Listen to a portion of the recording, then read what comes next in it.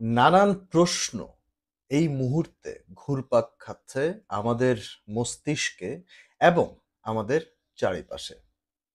একই সঙ্গে সামাজিক পর্যায়ে, রাজনৈতিক পর্যায়ে, দেশ বিদেশে সব জায়গায় শুধু ঘুরে ফিরে প্রশ্ন একটাই: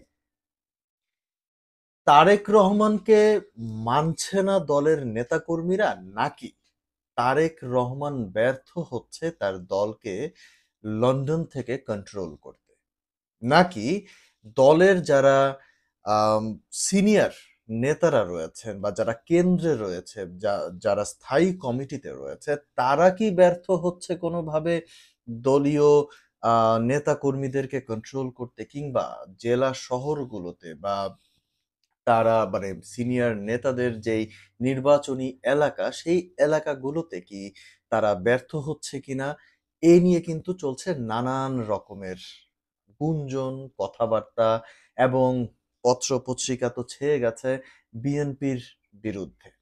এখন কথা উঠেছে যে তারেক রহমানের নির্দেশনা অমান্য করে কি বেয়াদবি করছে দলীয় নেতারা, কিংবা জেলা, উপজেলা, ইউনিয়ন পর্যায়ের যারা কর্মীরা রয়েছে। এবং আমরা যখনই দেখছি যে তারেক রহমান জেলা পর্যায়ে কথা বলছে, জেলা পর্যায়ে ভার্চুয়ালি উনি যখন কথা বলছে, তখন কর্মীদের মধ্যে একটা উজ্জীবিত ভাব আমরা কিন্তু লক্ষ্য করছি। কিন্তু এই যে উজ্জীবিত ভাবগুলো আমরা লক্ষ্য করছি, এগুলো কি আসলে দেখানোর, মানে জাস্ট টু শো অফ কিনা, এগুলো নিয়ে কিন্তু একটা মানে কথাবার্তা রয়েছে। এবং অপরদিকে আরো একটা সাইডে যদি আমরা দেখি যে অন্তর্বর্তী সরকারের যারা স্টেক হোল্ডার্স রয়েছে, যারা ছাত্ররা রয়েছে, এবং যারা ছাত্রদের ব্যাকআপে যারা আরো সংগঠনগুলো যারা রয়েছে, তারা কিন্তু ইতিমধ্যে আমরা দেখছি বিভিন্ন টক শোজ, পত্র-পত্রিকাতে, কিংবা স্টেটমেন্টস গুলো যখন তারা দিচ্ছে, তারা কিন্তু মানে সোজাসাপটা বিএনপির বিরুদ্ধেই কথা বলছে। এখন দেখুন, আমরা একটা দেশ, এবং এই দেশের মধ্যে দুটো বৃহত্তম দল, এবং যে দুটো বৃহত্তম দলকেই কিন্তু দোষারোপ দেয়া হয় যে এই যে 53 বছর, এই 53 বছরে দুটো দল আসলে কি করেছে বা ব্যর্থতা কোথায়, মানে আমরা আমরা কিন্তু সেই হিসাব নিকাশ গুলো নিয়েই মানে বসে পড়েছি। দেখুন, আমি খুবই স্পষ্ট করেই একটা কথা বলতে চাই। আমি একটু যদি প্রিভিয়াসলি বলি, মানে আ বিএনপির রাজনীতির যে প্রিভিয়াস দিনগুলো বা এখন মানে স্টিল এখনকার সময়ের যেই, আমি বিএনপিকে সোজাসাপটাই বলব, বিএনপি অনেকটাই দুর্বল রাজনৈতিক একটা ব্যাপার-স্যাপার আমি তাদের মধ্যে লক্ষ্য করি। আমি আওয়ামী লীগের মতো বিএনপিকে কখনোই এক কাতারে দাঁড় করাবো না। আওয়ামী লীগের জায়গায় বিএনপি, বিএনপির রাজনীতি করে। কিন্তু বিএনপি হচ্ছে ভদ্র মানুষের দল। আমার কাছে ব্যক্তিগতভাবে মনে হয় বিএনপি ভদ্র মানুষের দল, এবং বিএনপিকে আমি সেই আ ন্যারেটিভ সেট করার জায়গাটিতে কখনোই আমি বিএনপিকে দেখি না। বিএনপি অনেক দুর্বল এই জায়গাগুলোতে। বিএনপি ইনফেক্ট আমি সোজা সাপটাই বলব যে বিএনপি ন্যারেটিভ সেটআপ এ দুর্বল। বিএনপি মিডিয়া থিংকিং এর জায়গা থেকে দুর্বল। বিএনপি আপনার ঠিক সেইভাবে আম একটা হয় না যে আওয়ামী লীগকে আমরা যেরকমটা দেখেছি যে কিভাবে মিডিয়ার মাধ্যমে একটা ন্যারেটিভ সেট করে দিয়েছে, এবং সেই ন্যারেটিভ এর পেছনেই কিন্তু তারা দৌড়াচ্ছে দেশ-বিদেশে সকল জায়গায়। কিন্তু বিএনপি কিন্তু সেই জায়গাগুলোতে পারছে না, এবং বিএনপিকে তো আমি অনেকটাই উইক, আমি এই জায়গাটিতে বলব। তো এখন কথা হচ্ছে তারেক রহমানকে নিয়ে। আমি এইখানেও একটা উইক জায়গা দেখতে পাচ্ছি যে বিএনপির মধ্যে, লক্ষ্য করে আপনারা যদি একটু লক্ষ্য করেন, দর্শক, দেখবেন যে বিএনপির যারা সিনিয়র নেতাকর্মীরা রয়েছে, তারা কিন্তু তারেক রহমানকে নিয়ে যে একটা নেগেটিভ ধারণা, সেই ধারণাটিকে কিভাবে ট্যাকেল দিবে, সেই ধারণাটিকে কিভাবে আরো পজিটিভ ওয়েতে তুলে ধরবে, সেই ন্যারেটিভ সেট করতেও কিন্তু এই সিনিয়র নেতাকর্মীরা ব্যর্থ হচ্ছে।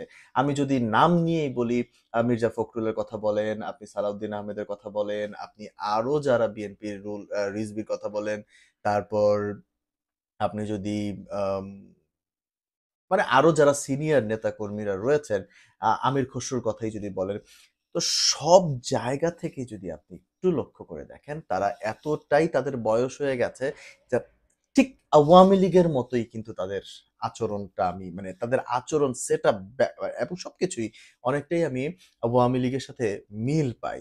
এখনো কিন্তু তাদের মাথার মধ্যে এই যে এই জেনারেশনের সাথে যে মিলিয়ে তারা কিছু একটা চিন্তা করবে, সেই জায়গাটি কিন্তু এখনো বিএনপির সিনিয়র নেতাকর্মীদের মধ্যে আসে নাই। স্টিল দেখবেন তারা শুধু নির্বাচন, ডেফিনিটলি নির্বাচন খুবই গুরুত্বপূর্ণ এবং নির্বাচন ছাড়া অন্য কিছু এবং একই সঙ্গে অন্তর্বর্তী সরকার খুবই দুর্বল একটা সরকার।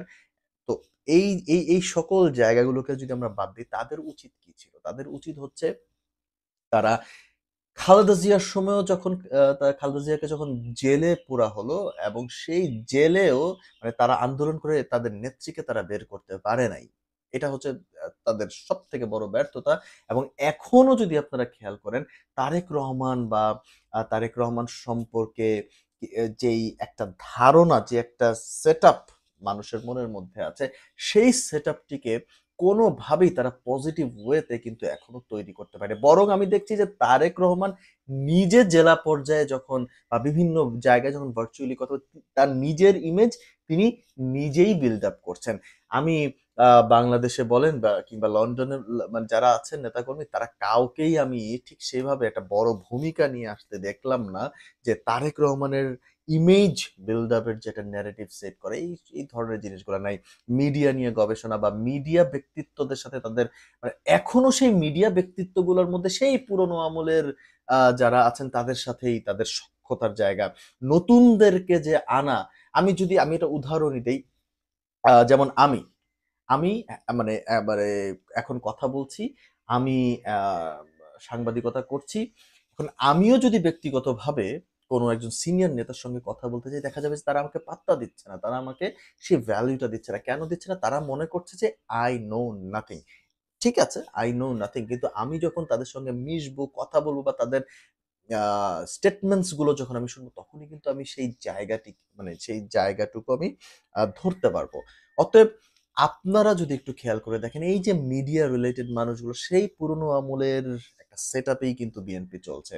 এবং এই সেটআপ ধরে যদি বিএনপি এগোতে চায়, আমার কাছে মনে হয় যে তারেক রহমানের সঙ্গে আম মানুষের একটা দূরত্বের জায়গা তৈরি হবে বলে আমার কাছে মনে হয়। এবং একই সঙ্গে আমি যদি বলি, তারেক রহমানের উচিত তারেক রহমানের উচিত হবে উনি যদি ব্যক্তিগতভাবে মিডিয়াগুলোকে কিছু আ ইন্টারভিউ সাক্ষাৎকার যদি উনি দিতে পারেন এবং সেই সাক্ষাৎকারের মাধ্যমে উনার যে চিন্তা ভাবনার জায়গাগুলো সেগুলোও কিন্তু উঠে আসতে পারে। কিন্তু ওই তারেক রহমান যদি ভার্চুয়ালি কথা বলে মিডিয়ার অনেক মানুষ আছে যারা প্রশ্ন করতে চায়। সেই প্রশ্নের উত্তরগুলো কিন্তু এই প্যাটার্নে কিন্তু পাওয়া সম্ভব না।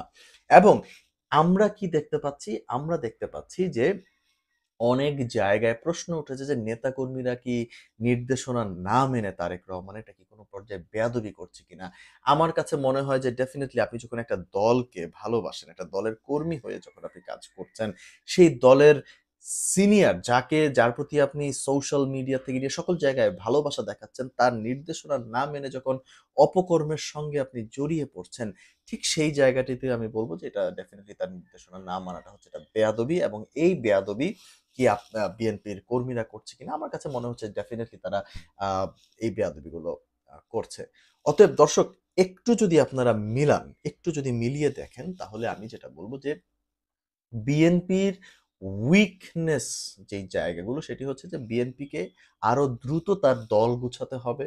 আরো দ্রুত বিএনপিকে শক্ত পর্যায়ে যেতে হবে। বিএনপিকে ন্যারেটিভ সেট করা জানতে হবে। বিএনপিকে আরো শক্ত রাজনীতি করতে হবে। বিএনপিকে চুপ থাকলে চলবে না এই মুহূর্তে। কজ দেশের মধ্যে অনেক অপকর্ম, অন্যায় হয়ে চলছে। একটা বৃহত্তম দল হিসাবে বিএনপির উচিত হবে যে আমি জানি বিএনপি কি চিন্তা করছে। আমি যতটুকু বিশ্বাস করি যে বিএনপি এই মুহূর্তে চিন্তা করছে যে আমরা একটু চুপ থাকি, নিজেদেরকে গুছাই, কথা বলি, আমরা ভবিষ্যতে খেলা দেখাবো। এই ধারণাটা বিএনপি যদি সেট করতে যায়, তাহলে আমি মনে করি যে ভবিষ্যতে বিএনপি ফল্টে পড়ে যাবে। এবং ভারত থেকে নিয়ে অন্যান্য দেশ তারা জানে যে বিএনপি যদি ক্ষমতায় আসে, তাহলে তারা ২ থেকে ৩ বছরের মধ্যে তারা কিন্তু অজনপ্রিয় হয়ে যাবে। এবং এই নিয়ে এর আগে বহুবার কথা হয়েছে, বহুবার বিভিন্ন পর্যায়ে কিন্তু মানুষ কথা বলেছে। অতএব বিএনপিকে সেই স্কোপ দেয়া যাবে না। এখন থেকে বিএনপির কি মনোভাব, সেটি কিন্তু বিএনপিকে তুলে ধরতে হবে। আমি যেটি তারেক রহমানের মধ্যে দেখছি, সেটি আমি সকল নেতাকর্মীর মধ্যে একযোগে মানে একযোগে আমি আসলে দেখতে চাই। তাহলে আমার কাছে মনে হয় যে বিএনপি সামনের সময়ে ভালো কিছু করতে পারবে। অতএব দর্শক আপনারা কি মনে করছেন সেটি অবশ্যই কমেন্টের মাধ্যমে জানিয়ে দিতে পারেন। ধন্যবাদ।